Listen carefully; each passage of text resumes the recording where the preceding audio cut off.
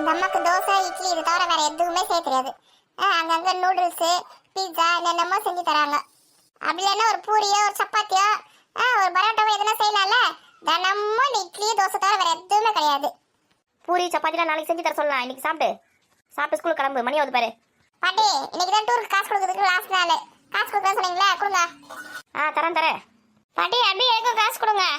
2 பேருக்குமே தரேன். சாப்பிட்டு எழுந்துருக்கோம் சீக்கிரமா. இந்த இட்லி தோசையும் பார்க்கும்போது கடுப்பா இருக்கு. பாட்டி உனக்காக நேற்று கை வலிக்க மாவாட்டி போட்டிருக்கேன். இட்லி சுடுறதுக்கு தோசை சுடுறதுக்கும் கவர்மெண்ட் சாப்பிடு. ஓ, அந்த வேலையை பார்த்தது நீங்க தானே? உங்களால தான் அம்மா இட்லி வந்து சுட்டு வச்சிருக்காங்களா? இல்லைன்னா சப்பாத்தி பரோட்டா ஏதாவது செஞ்சிருப்பாங்களே. ஏன் பாட்டி கம்மனா இருக்க மாட்டீங்களா நீங்க? ஏமா இவன் எப்படி பேசுறான்? சரி மாவு இன்னைக்கு காலி ஆயிடும். சாயங்காலமா கோதுமை அரைச்சி தந்து வைக்கிறேன். நாளைக்கு பூரி சொல்ல சொல்லலாமாவ? இப்போ கம்மன் சாப்பிடு. இட்லி பொடி யாரு நீங்க அரைச்சிங்களா? ஆமா நான் தான் அரைச்சேன். நல்லா இருக்கு. யாருக்கா இட்லி தோசை வேணுமா? சதீஷ்க்கு தான் பீட்சா வேணுமா? பாக்கில எப்படி போட்டு தத்துப்பேன். என்னது பீட்சாவா? அப்படின்னா அப்படிதான் என்னன்னே தெரியல நமக்கு. அதான் நீ பண்ணு மாதிரி ஒன்று இருக்குமே. இப்படி பீட்சா கூட பண்ணிட்டு நீட்டா அப்படியே நூல் மாதிரி வருமே. நீ பார்த்ததில்ல?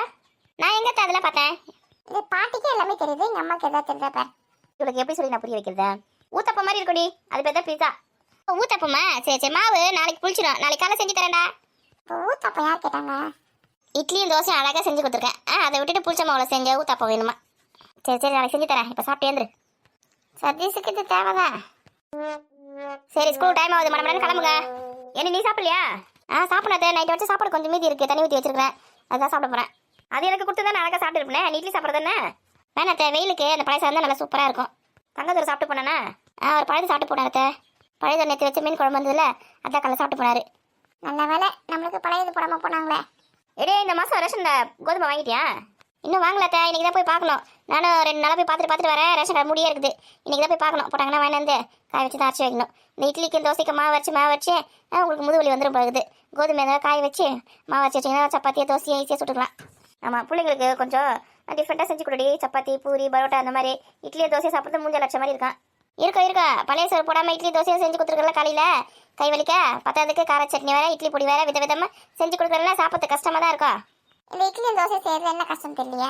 அதாவது செஞ்சு பார்த்தா தான்ப்பா தெரியும். நல்லா தான் இருக்கேன். பள்ளி அடி வாங்க போற படிப்பேன் என்கிட்ட. மா யாரு?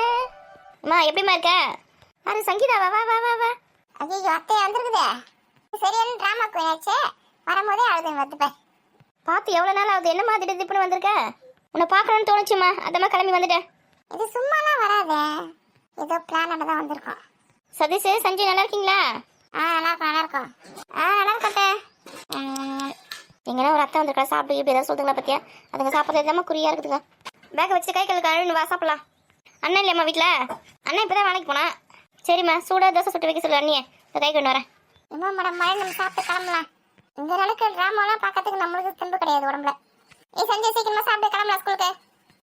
சாப்பிட்டேன். ஒரு வழியாக மாமியார் வீட்டில் தப்பிச்சு இங்கே வந்தாச்சு. ஒரு 10 நாளைக்காவது நல்லா ரெஸ்ட் எடுத்து சாப்பிட்டுக்கிட்டு உடம்பு தேத்திக்கு நாங்கள் போனோம். சே மாமியாரா அது? நின்னா குத்தம் உட்காந்தா குத்தம் சாப்பிட்டா குத்தம்னு குத்தமாக சொல்லின்னு இருக்கு. போய் கை கல்ல கழுந்து வந்து தோசை சாப்பிடலாம். எங்கள் அண்ணி செய்கிற தோசையே சூப்பராக இருக்கும். அண்ணி இவன் எதுக்கு இங்கே வந்திருக்கான்னு தெரியலையே. அவங்க மாமியார் என்னென்னா என்னை பார்க்கணும்னு சொல்லிட்டு அங்கே வர சொல்லிச்சு. பார்த்தா நம்ம போலான்னு பார்த்தா இவன் வந்துருக்காங்க. அண்ணி என்ன பண்ணுறீங்க? வா சங்கீதா நல்லா இருக்கியா? நல்லா இருக்கேன். உன் மாமியார் ஃபோன் பண்ணியிருந்தாங்க 2 நாளைக்கு முன்னாடி. என்னை பார்க்கணும்னு சொன்னியாமே வரலான்னு பார்த்தா நானே நீ வந்துட்டு இருக்க. என்ன விஷயம்? என்னது எங்கள் மாமியார் ஃபோன் பண்ணாங்களா? இந்த கிழவிக்கு எதுக்கு இந்த வேலை தெரியலையே. அது வந்து ஒன்றும் இல்லை. நான் தான் உங்களை பார்க்கணும் போல இருக்குன்னு சொன்னேன். அதனால தான் ஃபோன் பண்ணிப்பாங்க. நானே வரலாம் தான் பார்த்தேன். சரி பசங்களுக்கு ஸ்கூலாக இருக்கு லீவ் ஒரு அன்னைக்கு போகலாம் அப்படின்னு பார்த்தேன். அதுக்கு நீ வந்துட்டேன். எங்கள் உங்கள் வீட்டுக்கார வரல? அவர் என்ன விட்டுட்டு அப்படியே வேலைக்கு போயிட்டாரு. நீ சாயங்காலமாக வருவார். சரி வரட்டும். சாப்பிட்றியா? தோசை ஊற்றி தட்டா? சரி நீ நல்லா முறுமுறுன்னு மெல்லிஸா கொஞ்சம் நிறைய நெய் ஊற்றி சுடுங்க. ஊற்றி தரேன். மீன் குழம்பு தான் இருக்குது. பரவாயில்லையா? இல்லை இட்லி பொடி வச்சுக்கிறியா? மீன் குழம்பு சூப்பராக இருக்கும் நீ தோசைக்கு. சரி இட்லி கூட இருக்கு வச்சு சாப்பிடு. 2 இட்லி 2 தோசை. சரி கையில் கழுவினியா? உட்கார எடுத்துன்னு வரேன். அன்னி கையில் சாப்பிட்ற சுகமே சுகம். ஆனால் நீங்கள் செய்கிற மாதிரி நான் செஞ்சால் வீட்டில் டேஸ்ட்டாகவே வர மாட்டேது. நீ எதுவுமே மீன் குழம்பு கூட நல்லா இருக்க மாட்டேது. தோசை கூட பிஞ்சு போயிடுது. ஆனால் நீங்கள் செஞ்சால் மட்டும் எவ்வளோ சூப்பராக இருக்குது தெரியுமா? அதெல்லாம் மாவு உங்கள் அம்மா அரைச்சி தராங்க. நான் தோசை சுடுறேன். நான் எங்கே அரைக்கிறேன்? அதெல்லாம் அவங்ககிட்ட கேட்கணும் பக்கத்துலாம். இந்த வாட்டி எல்லாத்தையும் கேட்டு தெரிஞ்சுன்னு தான் போகிறேன். போய் அங்கே எங்கள் மாமியார் செஞ்சு போட்டு நல்ல பேர் வாங்கினா இல்லையான்னு பாருங்கள். மாமியார்ன்றவங்க நம்ம எது செஞ்சாலும் குறை சொல்ல தான் போகிறாங்க.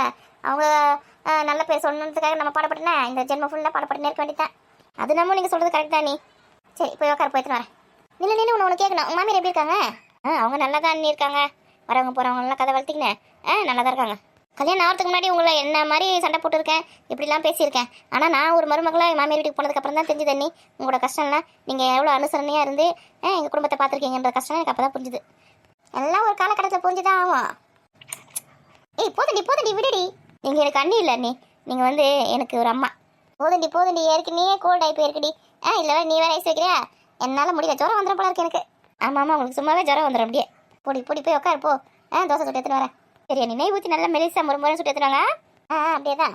இன்னும் சின்ன குழந்தையதமா இருக்கிறா இவ எப்படி தான் கல்யாணம் பண்ணி மாமியார் வீட்டில் வாழறான்னு தெரியலையே. என்ன நடிப்பு நடிச்சிட்டு போகிற பற்றியா? என்ன பிளான் பண்ணி நீங்கள் வந்திருக்கான்னு தெரியலையே. உஷாராக இருக்கணும் இவகிட்ட. கொஞ்சம் ஏமாந்தான்னு வச்சுக்கேன், நம்மளுக்கே குழி வெட்டிடுவா.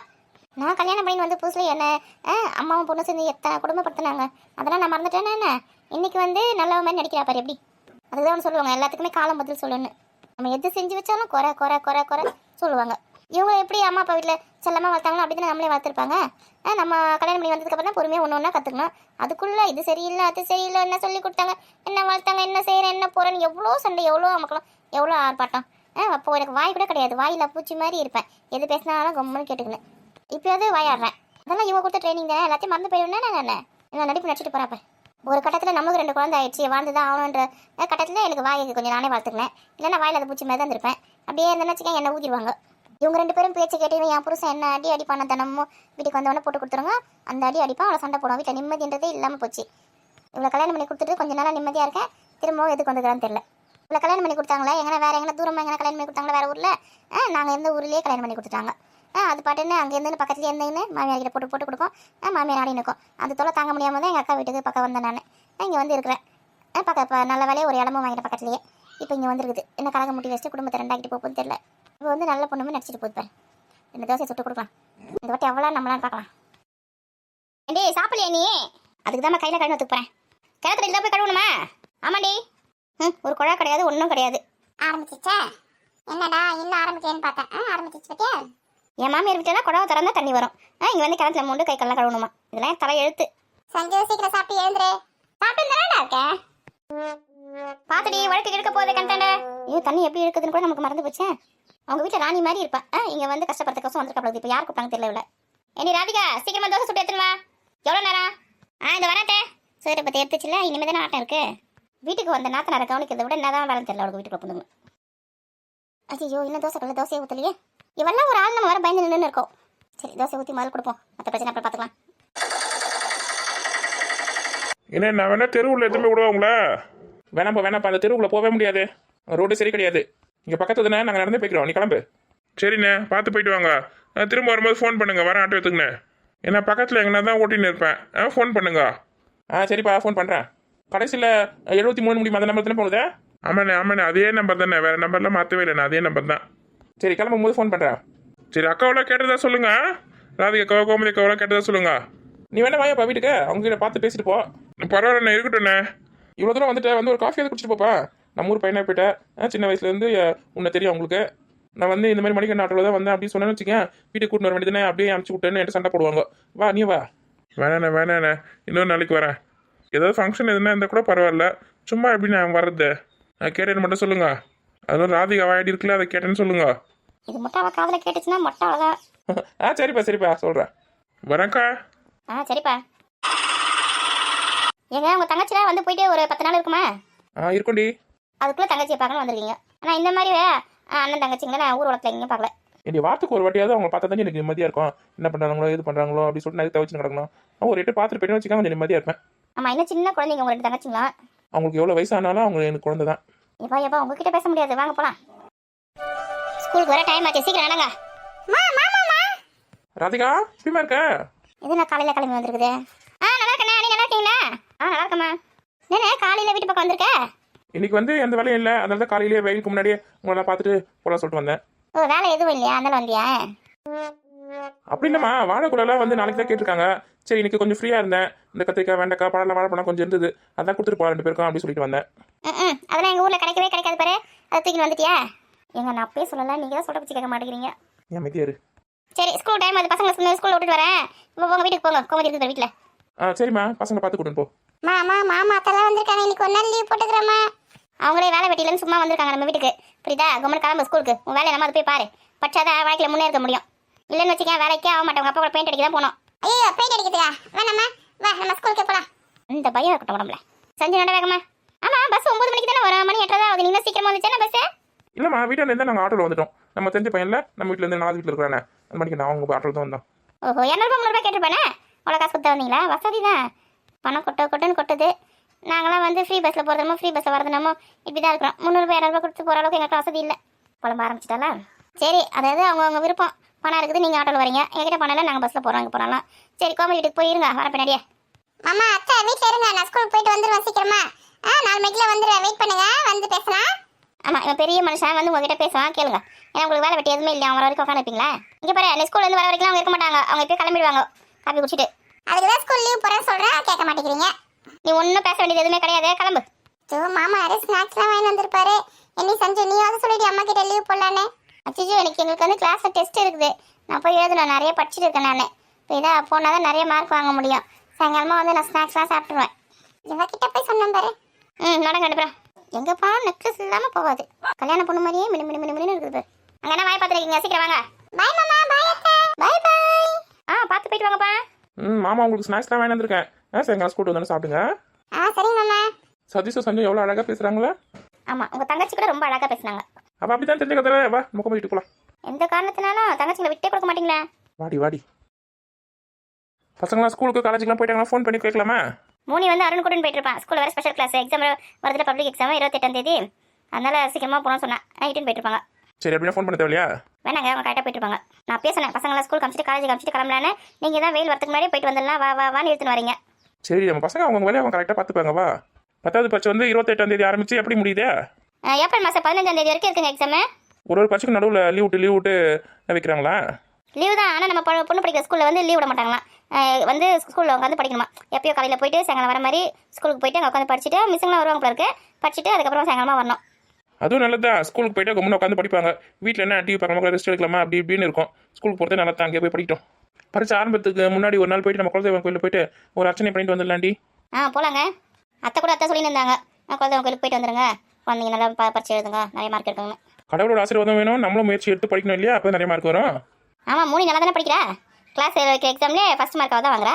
அம்மா அப்பாவோட கஷ்டத்தை தெரிஞ்சு குழந்தைங்க நல்லா படித்தாலே போதும். வேறு என்ன வேணும்? நம்ம பசங்க பொறுப்பான பசங்க தாங்க. நம்ம அந்த காலத்து ஆள் மாதிரி இருக்கக்கூடாது. இந்த காலத்துக்கு தகுந்த மாதிரி மாறிக்கலாம் சொல்லிட்டு, சரி நம்ம பொண்ணை லவ் பண்ணுறானே, பொண்ணு பார்க்க வர சொல்லலாம் அப்படி சொல்லிட்டு வர சொன்னேன். கார் வேணும், பங்களா வேணுன்றானுங்க, தோட்டம் வேணுன்றானுங்க. என்னென்னமோ லிஸ்ட்டு போட்டுட்டு கடைசியில் ஓடிட்டானுங்க. தரகா கிட்ட சொல்லி ஒரு நல்ல மாப்பிள்ளையை பார்க்க சொன்னோம் நமக்கு தகுந்த மாதிரி. மாமியார்களே வாசல்லே உட்காந்துன்னு இருக்கு. இது கண்ணில் படாமல் உள்ளே போயிடலான்னு பார்த்தா முடியாது போல இருக்கு. இந்த நெட்டை குக்கியை அங்கே எட்டி பார்த்துன்னு இருக்கேன். ஏண்டியா ஏன் வீட்டுக்கு வர மாட்டியா? அது ஒன்றும் இல்லை சார், அந்த வாசல் நல்லா ஸ்ட்ராங்காக இருக்கான்னு பார்த்தேன். அதில் தேக்கு மரத்தில் செஞ்சதே நல்லா ஸ்ட்ராங்காக தான் இருக்கும். நீ ஒன்றும் செக் பண்ண தேவையில்ல. நல்லா ஸ்ட்ராங்காக தான் இருக்குது. அப்புறம் என்னத்த காஃபி குடிக்கிறீங்களா? சூடாக போட்டு எடுத்துகிட்டு வரட்டுமா?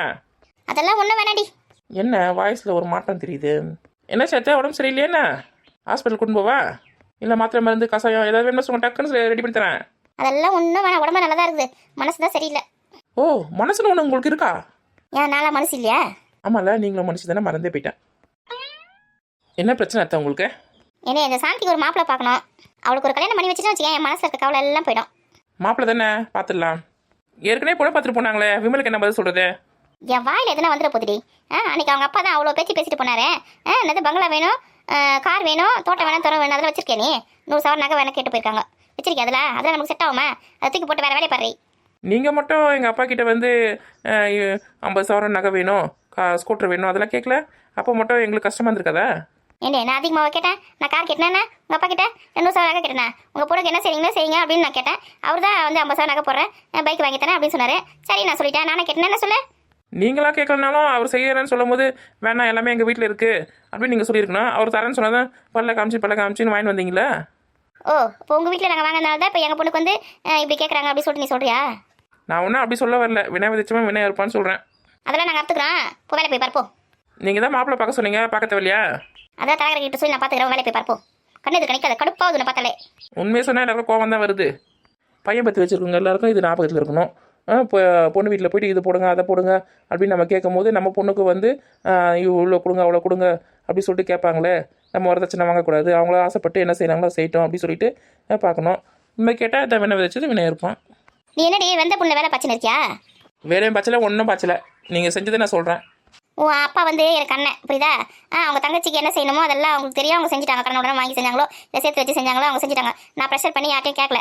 இதை இவ்வளோ நகை போடு, பைக் வாங்கி கொடுலாம் புரியுதா? அவங்களே எல்லாமே செஞ்சாங்க. அதுக்கு நான் எப்படி பொறுப்பாக முடியும்? இப்போ அதனால தான் என் பொண்ணுக்கு வந்து இவ்வளோ சவரம் போடு, 100 சவரம் போடு, இந்த கார் வாங்கி கொடு, பங்களா வாங்கி கொடு அப்படின்னு கேட்குறாங்க. நீ சொல்கிறியா? ஆனால் விமலோட அப்பா உங்களுக்கு மேலே 4 படி போயிட்டு அவளை கேட்டிருக்காரு. என்ன பண்ணுறது? அவர் கேட்டது அநியாயம் தான். அநியாயம் தெரியல. வாய முடியுன்னு வேறு மாப்பிள்ள பார்க்க முடிஞ்சா பாரு, இல்லை நானே பார்த்துக்கிறேன் பரவாயில்ல சொல்லி. கூலத்தை கோவப்படாதீங்க. இருங்க சூடாக ஒரு காஃபி போட்டு எடுத்துட்டு வரேன். காஃபி குடிச்சிட்டு அப்புறம் பேசலாம். காஃபி வேணா உன்ன வேணா போ மரியாதையா. கோச்சிட்டிங்களா? கோச்சிக்காதீங்க. காஃபி போட்டு தரேன். நானே 10 பைசா செலவில்லாமல் சாந்தி கல்யாணம் பண்ணி வைக்கலான்னு பார்க்குறேன். வந்துட்டா வெண்ணெய் விதைச்சது வெனையா இருப்பானு.